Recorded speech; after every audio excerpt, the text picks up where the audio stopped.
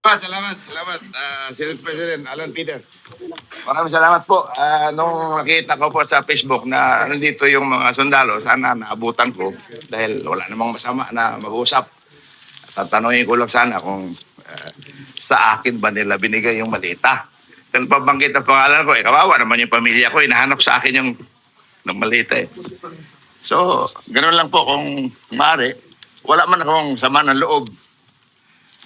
Kaya lang, siyempre, takbo ko agad ako dito. Alam ko nandito ka eh. Kung wala ka dito, hindi man ako pupunta dito eh.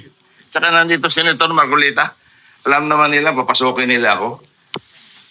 I vehemently deny that meron po ako natanggap. Wala akong utang si Saldi ko sa akin.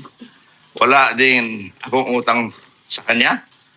At wala kaming transaksyon na maaari ko siyang bigyan o maaari niya ako bigyan ng pera. Malis na si Atty. Rondain.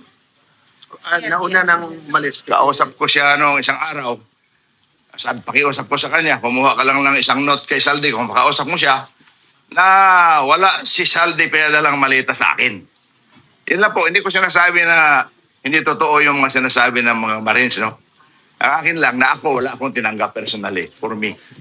Dahil, modesty aside, ganito lang po ang buhay ko, hindi naman ako naghahangad ng malita-malitang pera. Ganun lang po. Sek, maraming salamat. Baka pwede silang magtanong. Yes, of course po. Baka pwede kayong magtanong, okay lang. Mga 5 minutes, panik. I'm not taking much of your time. Take your time. It's your right.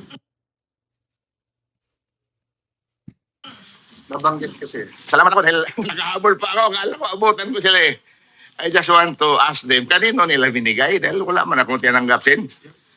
Or, Actually, nakita ko text nyo po, tapos na rin talaga. oh, At pinakyat ko, but precisely why we want everyone named to have their opportunity. And I thank you, Gov, oh for being here. wala man. Kung malinis ang konsensya mo, pupunta ka rito, di ba? In fact, maraming kongresista na sasama sana. Ang isa doon, nagsabi sa akin na pupunta rin dito, yung congresswoman Garin ng Iloilo. Pinsan ko pa yan sa Biloso. Sabi niya, kung pupunta ka, sama ako. Eh, nakita ko ngayon, meron kayong, hindi ko alam to eh. Kung alam ko lang ito, nandito ako, maaga pa, kinansila ko lahat ang aking mga meeting. Any question? So, any question po? Congressman, since nabanggit niyo po na walang katotohanan. Hindi siya walang katotohanan. Wala ako tinanggap na pera. Wala silang dinala sa aking malita. Okay. Ibig po ba sabihin, questionable yung mga sinabi kanina ng iba pang mga witness? Hindi ko kasi narinig eh. Nasa kalsada ako kanina. May meeting ako.